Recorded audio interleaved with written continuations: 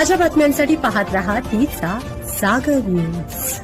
आमदार सुधीरदादा गाडगीळ यांच्या वाहनाचा राष्ट्रीय महामार्गावर अपघात, सुदैवानं मोठी दुखापत टळली, बोटाला किरकोळ जखम। सांगली विधानसभा मतदारसंघाचे भाजपा आमदार सुधीरदादा गाडगीळ यांच्या 4 चाकी वाहनाला रत्नागिरी नागपूर राष्ट्रीय महामार्गावर अपघात झाल्याची दुर्दैवी घटना घडली आहे। या अपघातात आमदार सुधीरदादा गाडगीळ यांच्या बोटाला किरकोळ दुखापत झाली असून त्यांच्यावर खासगी रुग्णालयात उपचार सुरू आहेत। उशक्काल येथे हे उपचार सुरू होते। आता त्यांची तब्येत सुधारलेली आहे। वाहनातील एअर बॅग वेळेत उघडल्यामुळे सुदैवाने आमदार गाडगीळ व त्यांचे सहकारी मोठ्या अपघातातून वाचले। आमदार सुधीरदादा गाडगीळ हे आपले स्वीय सहाय्यक, अंगरक्षक, फोटोग्राफर आणि वाहन चालक यांच्यासह 4 चाकी वाहनातून उगार येथे एका कार्यक्रमासाठी गेले होते।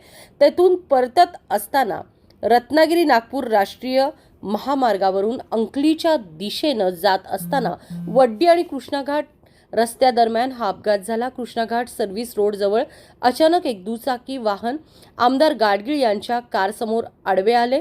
दुचाकीला वाचवण्याच्या प्रयत्नात दोन्ही वाहनांची धडक झाली।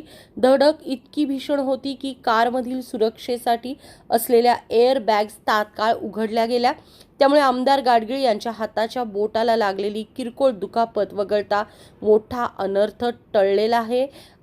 ज्या गाडीमध्ये अंगरक्षक आणि बाकी इतर लोक होती ते सगळे सुखरूप आहेत। गाडीमध्ये त्यांचे स्वीय सहाय्यक अमोल कनसे हेही होते। सर्वांची तब्येत उत्तम आहे। ब्युरो रिपोर्ट तिचा सागर न्यूज। केव्हा झालं हे म्हणा?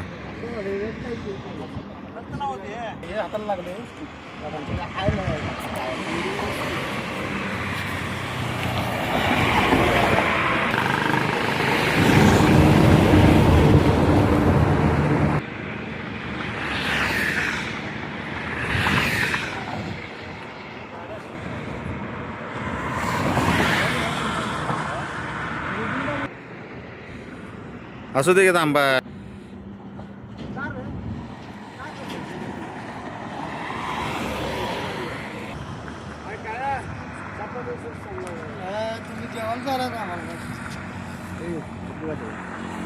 सबस्क्राईब करा तिचा सागर न्यूज। शेजारी दिलेलं बेल आयकॉन म्हणजे घंटी दाबा, जेणेकरून तुम्हाला आमच्या साऱ्या अपडेट्स येत राहतील।